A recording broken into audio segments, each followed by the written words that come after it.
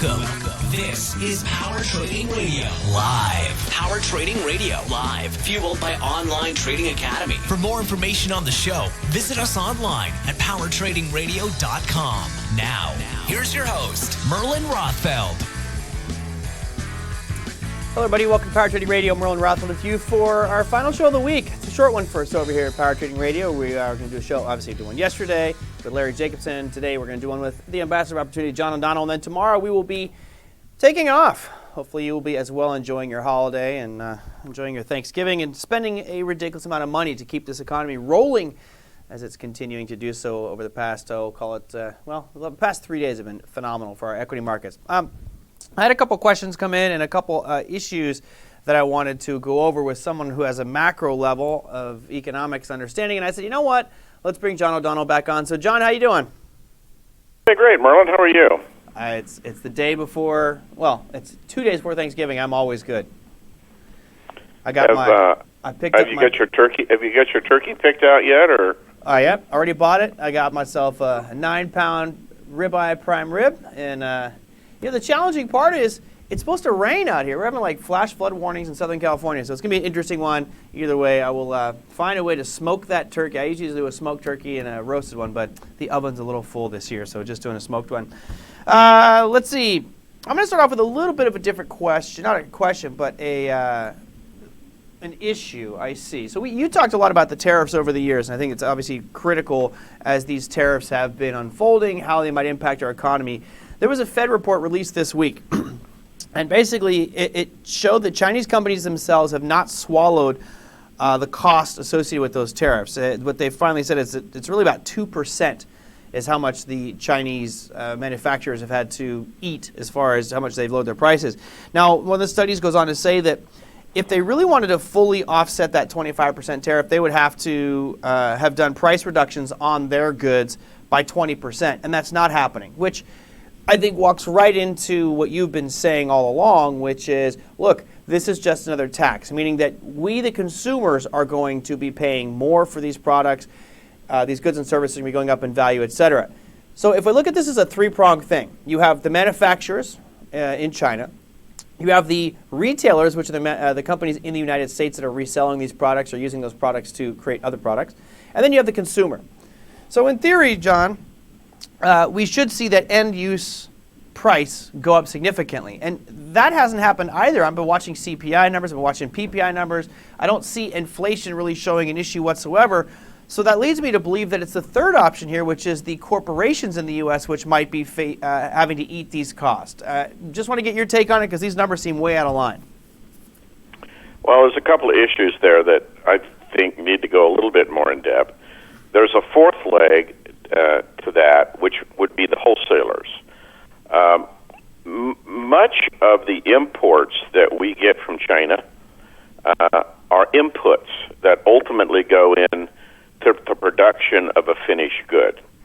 So many of the products we get from China are not going to go to immediate resale at a retail price point.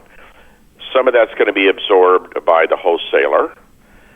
Most of that the wholesaler cannot absorb will get passed through as an input to make a particular finished good. Right. Perhaps the best example of that is the smartphone or electronic items. It's not like you and I are, even though the smartphone is assembled in China, it's not like you and I are buying it from a Chinese company. There are lots of inputs that go into the production of an electronic item. And then there's another thing here, which is, you're right, the vast majority of the markup comes in the price of a finished good. But it isn't always, remember, the Consumer Price Index is a basket of goods that are pretty much manipulated by the government for political PR purposes. It's not like it's the end all of what the real impact has been on trade. Right. We looked at one of our power trading radio events at the decline in overall trade, period. I mean, the amount of overall trade is down. So even though the prices may not, you see a big difference in price change, the number of units that are ultimately getting consumed are down. So, I mean, everybody pays, Sure. but you're right. The manufacturers in China or other countries are not being harmed near as much as the political propagandists would want us to believe. Yeah, and that's the challenge I have is, when these things happen, when a big event like this, it's a telegraphed punch, right? We know it's coming, and the industry experts, the economists, the politicians, the pundits will all give their view on exactly how it's going to all shake out. And if I look at tariffs as a whole, I agree with Gizmo here on Power Trading Radio's YouTube channel. It says consumers eat tariffs. So it's kind of the same comment echoed by Scott on Online Trading Academy's YouTube page. That's the general belief and it has historically been that way where the consumers eat the cost, but I'm not seeing those prices rise so significantly. I mean, heck, I'm looking at some of the deals going on right now with regards to electronics where you think that there'd be some big hits, and some of the cheapest electronics I've ever seen. So as an investor, as a trader, as someone who's looking at opportunity to find that where this is going to impact the most, it's clearly not happening from China's end because of the sheer stats, right? The Fed studies shows that. Who knows that's not manipulated. So if it's not starting at the origin, at the manufacturers in China, you have the retailers and the wholesale companies here, and then you have the consumers. So if the consumers aren't seeing a big pop, to me it means that either your wholesalers or retailers are starting to eat more of this cost, which could impact their financial statements going forward. Well, it probably is. I mean, in a perfect world, probably multiple parties eat part of it. Perhaps the Chinese manufacturer eats a part of it. The wholesaler eats a part of it, the retailer eats a part of it, and the consumer eats a part of it. I mean, there's multiple places where that markup can be, some salve can be put on that wound. But in the case of electronic items, remember, with or without tariffs, electronic prices are always falling. They have been in perpetual deflation for decades. I mean, all you have to do is look at the functionality of anything with a computer chip in it. So part of that is just good old-fashioned American capitalism, Moore's Law, and innovation, driving more productivity. So I wouldn't hang my hat just on electronic items.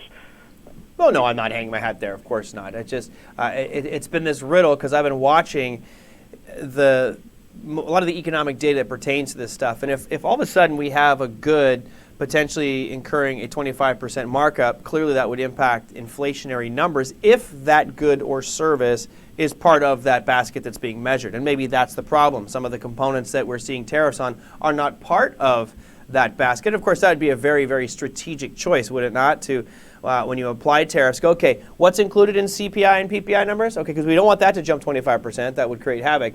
Let's pick items that aren't on that list. And maybe that's it. I have not really gotten a clear breakdown of what makes up those CPI and PPI numbers. It sounds very vague.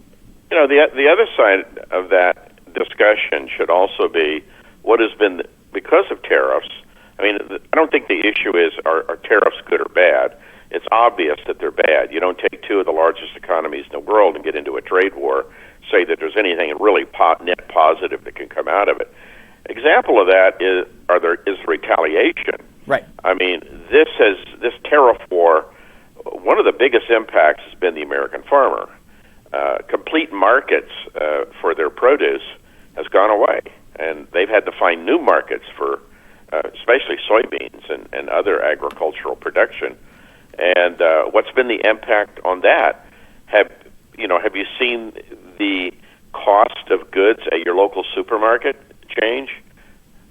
Yeah, Probably not. I don't eat that much. I'm sadly part of the generation that eats out probably too much. And I have actually seen prices of just about everything. Every place I shop has gone up recently, which is interesting. What about clothing? One of the biggest tariffed goods has been for decades clothing, textiles. That shirt that you're wearing probably has about a 30% tariff baked into it. Well, I'm the wrong guy to be running that statistic by, because this shirt that I'm wearing was custom tailored in Southeast Asia at a fraction of the cost I could possibly buy it here, and I don't think I paid any tariffs on it. So, well, you might not have on that specific shirt, but the rest of the shirts that are in your closet that did not take that journey probably did incur the tariff. So the other 99 shirts did. All right. Anyway, I want to run that stat by you. I thought it was kind of an interesting one that I picked up today. For the viewers out at home, there is a lot of great resources and information out there for you. I would encourage you to absorb as much as you can. Obviously, there's higher level content. John O'Donnell does a great series called the Chart of the Week, which he releases every week. There's a new one. You can find that at Online Trading Academy's YouTube page. You did one a couple weeks ago talking about bank revenues declining. This one, I believe, is 2 weeks ago, and I'll see if I can find the picture for our viewers out at home. Tell us a little bit about that, and then I've got a question I wanted to ask that came from Sean Doherty, who asked a question on that specific one. So walk us through kind of your talk track to the banks in decline. I'll see if I can get that picture that TJ had up. Well, in an environment of an accommodating Fed and lower interest rates, what happens is banks' net interest margin is declining. Right. The net interest margin is being defined as what they have to pay for capital versus what they're able to put loans out to creditworthy borrowers. And, of course, that isn't a fixed number because there's all different kinds of credit. You don't pay the same interest rate on an unsecured credit card receivable that's paid on a mortgage, as an example. But the net interest margin for banks has been going down. The second thing that's been going down, which has really impacted their earnings, is a lot of the banks have dramatically reduced the amount of capital they have available on the trading side of their business. And some of that's come from regulatory pressure. Some of it's come from outsourcing various services. But a lot of banks are just not earning the money they used to earn in the back room using the float that they've enjoyed. So that, on balance, has impacted bank earnings, and that's what that chart represents. Is that banks in a lower interest rate environment are not necessarily making more loans that are improving their margin on that business, and that's the primary source of income for the banking industry is net interest income. Yeah, it's really interesting. TJ, bring that chart up there. You can see, guys, here there's using 100 as your normalized number back in 2010. You can see that it's been a pretty steady decline here with regards to bank trading revenues, and of course you would think they'd probably be doing pretty well. It's been drifting down year after year after year all the way through 2019. It's dropped significantly, whereas the corporate bond market seems to be where the money is at right now. That's grown immensely, and of course we know the big daddy of them all is the U.S. equity market. Things really skyrocketing there. The question that came from a viewer, this is from Sean. He says, how do people such as myself who are paying off old debt as quickly as possible and not accruing new debt in the meantime affect the banking system, even if there's just 5 to 10 million of us? Are we going to see a net impact from people trying to get out from? I think that there's an exception here. I think Sean is one of the smart ones who's saying, let me pay down debt. From the data I've seen, people are taking on a lot more debt. So for the good ones like Sean who are being fiscally responsible and financially responsible, great, good for you. But there's so many others who are just absorbing as much debt as they can and buying all the things that they probably don't need, like we saw back in 2006, 7, and 8. Yeah, the way that you improve the quality of your life is to raise your productivity and output.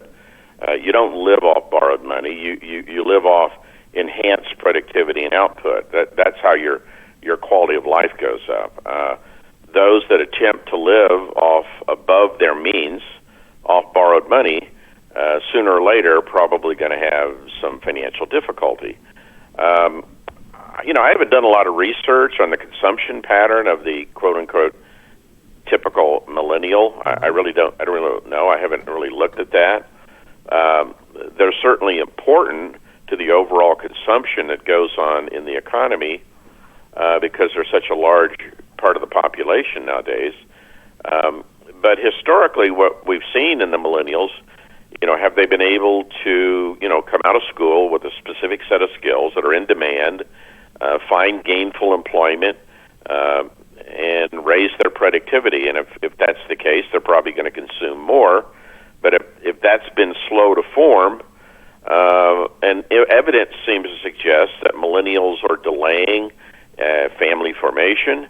We have more millennials or people in their 30s today living at home as a percent of the population than we've ever had. So I'm not convinced the millennial population is in very good financial shape if their primary means of consumption is to live off debt and mom and dad. Yeah, we did a webinar for those that might want to know more about that. It's actually kind of interesting. The millennials get a real bad rap. I think there are certainly some components to it which might be true, but there's a large part of it which has been blown way out of proportion. The interesting thing about millennials is really their job situations. It's kind of this gig economy where they're not landing like John or myself. We'll land a job and you're going to work there for a long time and you get 401k and pension and health benefits, all that good stuff. All of a sudden you're in an economy where it's easier for an employer to hire somebody for 3 or 4 hours and not have to pay all that extra insurance and all the benefits that go with it. So here you have, the millennial group, and it's not just the millennials. It's just they kind of inherited that situation and walked into it, which is it's a societal change going on where all of a sudden these employers rather hire 2 people and have them work 4 hours each than hire 1 person for 8 hours and have to pay all that extra added benefits. So now you're having millennials maybe not making as much money and also not reaping the rewards that most Americans would have, which is full benefits and also 401k or kind of retirement program. So it's a tricky situation. If you guys want to know more, you can actually go to Online Trading Academy's YouTube page. I believe it's subgrouped under webinars. This is one we did, about 4 or 5 months ago. It came out pretty good. I actually was really happy with the way we collected the data. Had a great team of researchers helping us out on that one. And I think it changes maybe your perspective of millennials because they get a rap as just being lazy, useless, sitting on the parents' couch, which I think is an unwarranted tag. Let's take a quick break. When we come back, I want to get some listener questions out here. I've got a couple more coming through that I think might be worthy of bringing on the air. If you have something you would like us to discuss with John O'Donnell, let us know what it is. Send them on in at powertradingradio.com and click that Power Blast button. Get them to us here in the studio. Or you can join us on our YouTube channels, which is Online Trading Academy as well as Power Trading Radio's YouTube channel. And we'll be right back after a short break.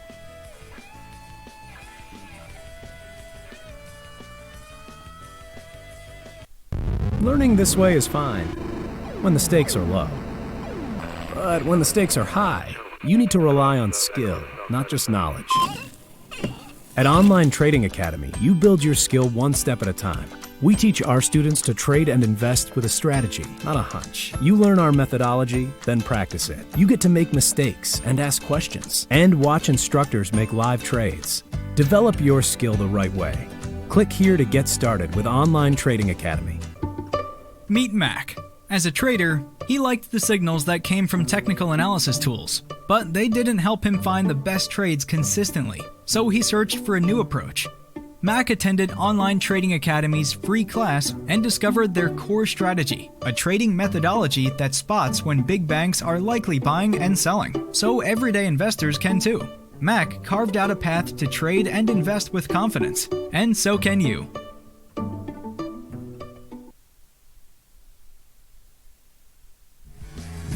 Listening to Power Trading Radio, live, fueled by Online Trading Academy. To learn more, visit us online at powertradingradio.com. Hello, everybody. Welcome back to Power Trading Radio. It is your Tuesday edition. We're going to take tomorrow, Thursday, and Friday off, so thank you guys for joining us today. We've got John O'Donnell with us on the program. And going back to one of our viewer comments out there, is Scott saying you're the largest segment of home buyers. Yeah, that's true.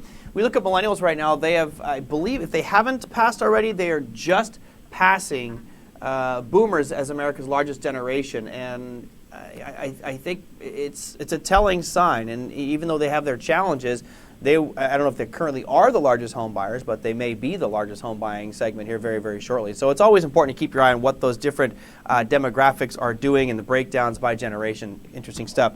John, I had a question from Jason asking about market headwinds. And all right, I think if we do this, though, I want to be objective and say, give me some of your top headwinds that you see facing the market right now. But I also want to know, we'll do those first, but I also want you to think about tailwinds, because right now it feels like we've got a ton of tailwinds pushing this market. So I want to kind of be balanced here in our viewpoints.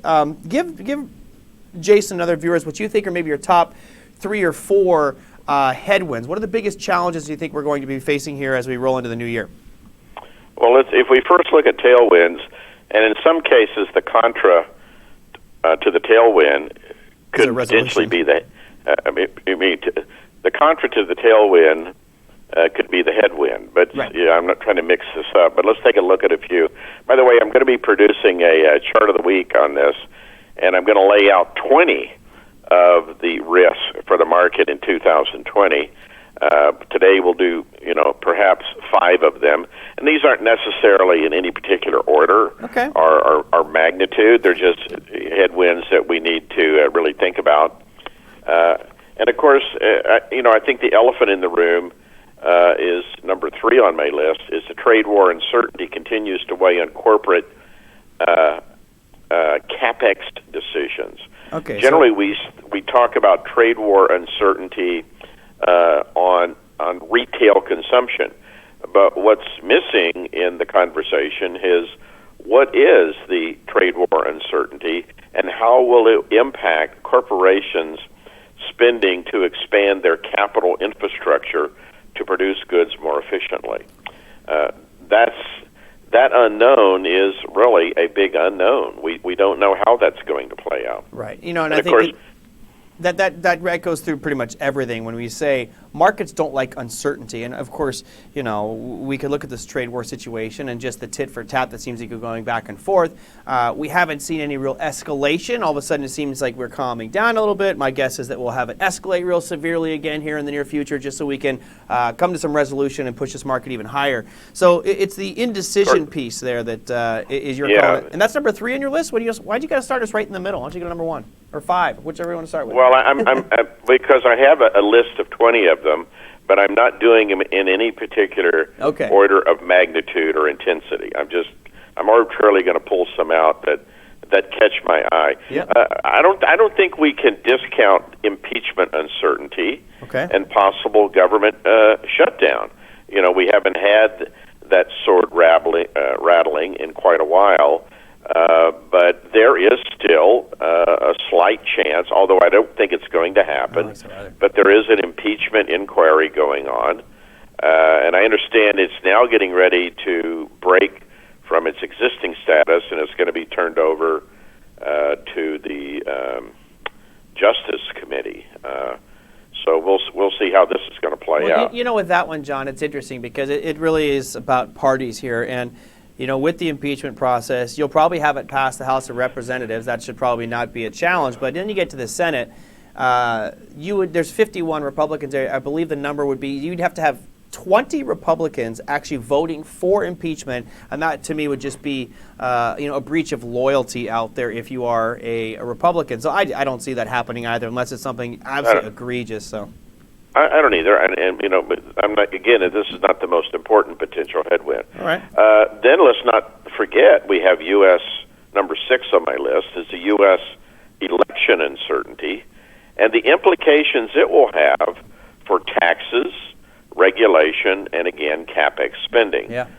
I'm going back to capex spending in my list several times, simply because of the gross output indicator, that the most important thing we learn about the economy is the production of goods and services, not the consumption of goods and services, and that the production side of the economy is much larger than GDP. And we had a good dose of that when we interviewed Mark Skousen on Power Trading Radio. Right. All right, so I got trade war, impeachment, potential government shutdown, U.S. elections. Give me one more. Oh, this one just scares me to death, if you want to know the truth. Okay. But it's indirectly tied to the election. MMT-style fiscal expansion boosts growth significantly in the U.S. and Europe. I'm petrified that somebody could get elected in this upcoming election, and we go to the MMT-style stimulus program. You want to dive a little bit deeper into that for people who don't know what that is? Well, this is the new quote unquote monetary theory that all we have to do is just print money. I mean, for whatever we want, we just print the money, and we totally monetize all the debt and liabilities of the federal government, and you're just basically laying the base case for complete runaway inflation and destruction of our existing purchasing power of the currency that's already been greatly impacted over 7 decades already. But the MMT style proposals that we're hearing, and some of this, is nightmarish if you really take a hard look at it. All right. I look at that type of thing and I'm thinking, well, you know what? It's the unknown of the unknown, and that could certainly be, a dangerous thing. But if we look at what we have done since 2009 here in the U.S., we have pretty much done that same thing. We've digitally printed trillions of dollars, which, any basic economist is going to sit there and bite their fingernails off going, oh my God, here comes runaway inflation. We haven't seen any of it. And again, the books might be cooked, but I think if you're the Fed right now, you're going, okay, well, we've had this test for the better part of 10 years. We were printing like crazy. Textbooks told us it was supposed to have super hyperinflation. Nothing really happened, and things aren't that bad. Hey, let's keep it up. And I think that's, I don't know, it seems to me like that's kind of the way that thing looks like it's going. Is that it's the new normal, John. You did webinars on that one a while back. The new normal is just print money because it doesn't seem like it's impacting the way that we thought it did historically. Well, you take some time and really delve into what the MMT crowd is proposing, and I think once you take a hard look and read the fine print of what they're proposing, I think you'll probably be fearful as well. All right. Let me give you another one that I'm. These kind of tie together. Number 13 on my list is credit conditions tighten with more differentiation between corporate credit rated CCC and the BBB corporate credit.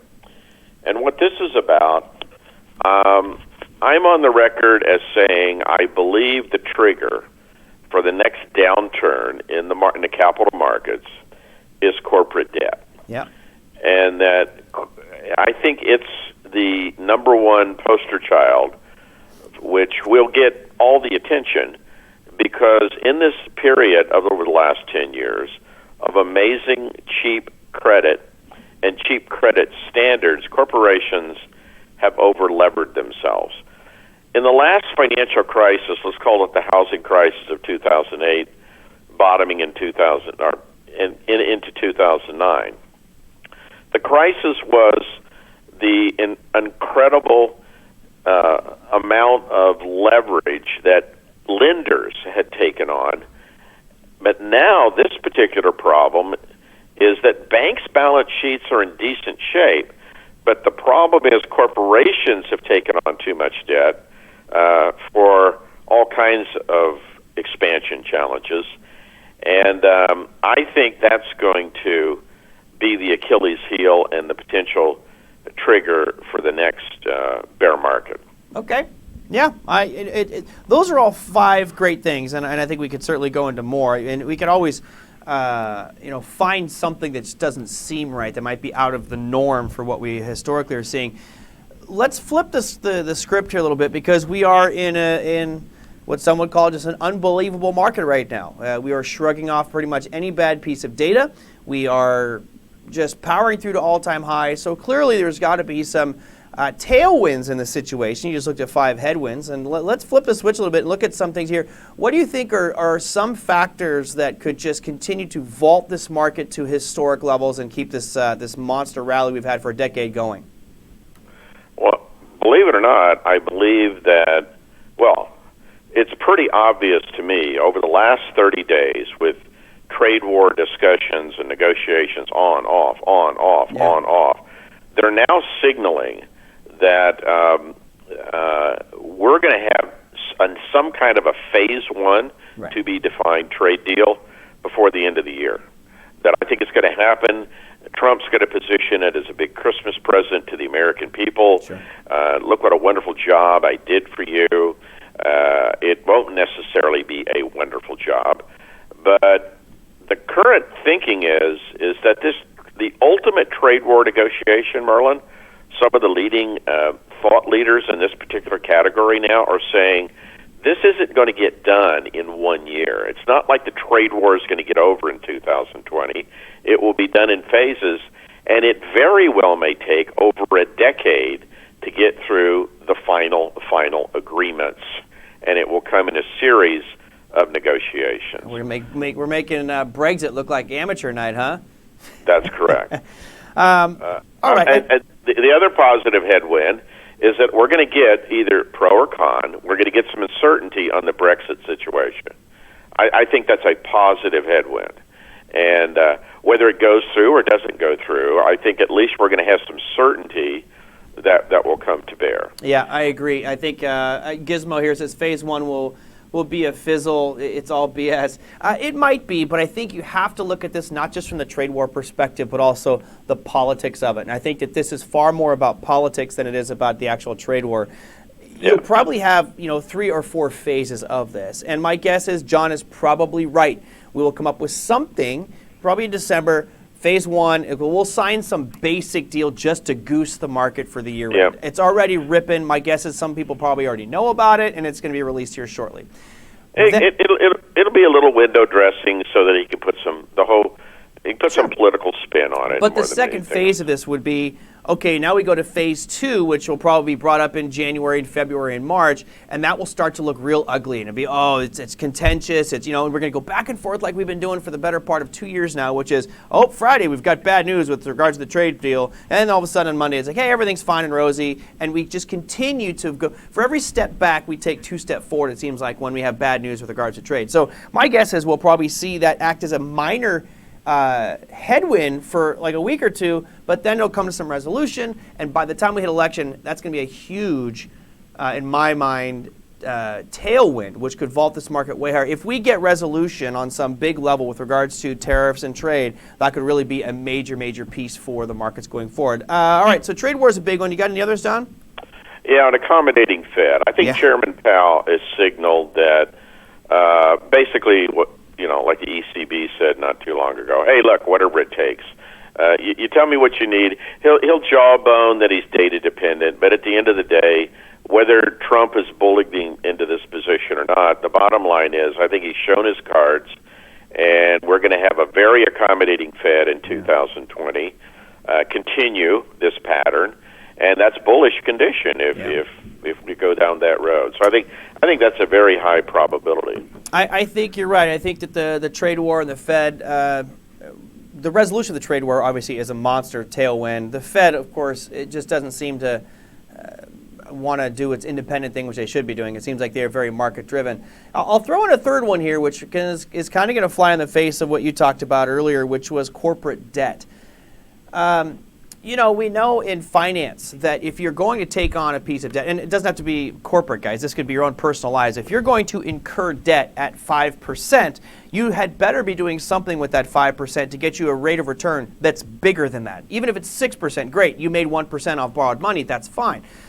And part of the reason I think you're seeing corporate debt so high is there's just opportunities abound. It's this gravy train that just keeps on paying out. So corporations are going to take on more debt because they'll pump it right back into the equity market. Maybe not necessarily their companies, but doing share buybacks and things like that, which continue to artificially inflate price.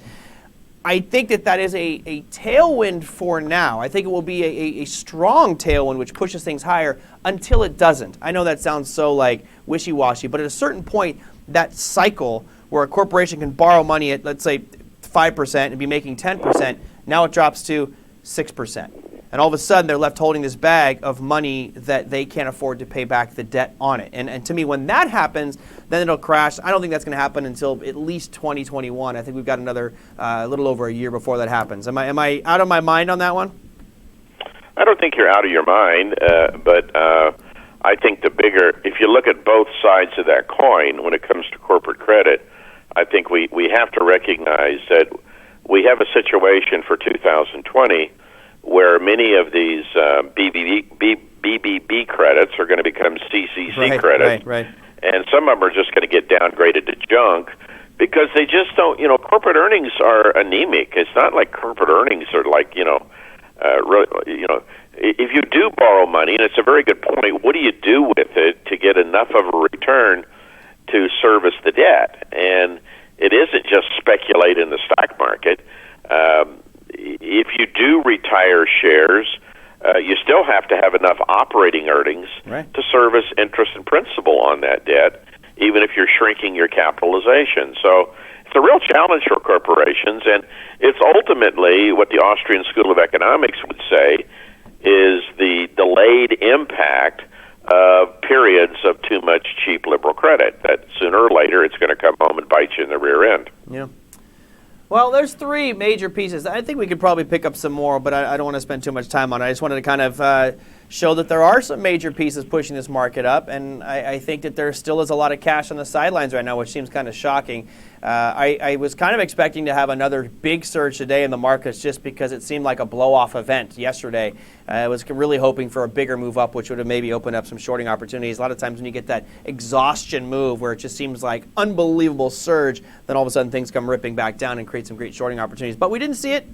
Today's activity was pretty mild, actually. We had, NASDAQ was up 0.18, you had Russell up 0.14, S&P up 0.22, so really not a lot of major movers out there. But then again, guys, remember, it is Thanksgiving week. It's one of those weeks where things really slow down. I mean, you come here to the office today, and it's a ghost town. I actually have my dog is right behind me right now sleeping. Hi, buddy. How you doing? I was going to get him on set for you guys today, but he's crashed out behind me just because there's nobody in the office, and I have the opportunity to bring him in. Things get very light, thinly traded. That said, tomorrow be careful because there could be big moves. When you have low liquidity and the major players are out of the market, that means that pool of water goes from, there's no deep end anymore. And at one jump in could really create a lot of waves and ripples, so it does make for interesting trading. John, as we roll into Thanksgiving, you got anything you're thankful for? I want to share any, some little thankful thoughts? Oh man, I got the a long list is long. How much time you got? I got a lot of stuff to be thankful for, but of course I'm thankful for my health. I'm thankful for my family. I'm thankful for online trading academies' impact on my life and my opportunity to contribute. And I mean, hey, it's all about family, and not only DNA inspired family, but corporate inspired family. And I really, at this time of year, I always reflect on the incredible family that we have at Online Trading Academy with coworkers and our supply chain and independent contractors and all of our members who we work with on a regular basis, and all of our online learning events. And I'm getting ready December 4th to go over to Phoenix in Chandler, Arizona.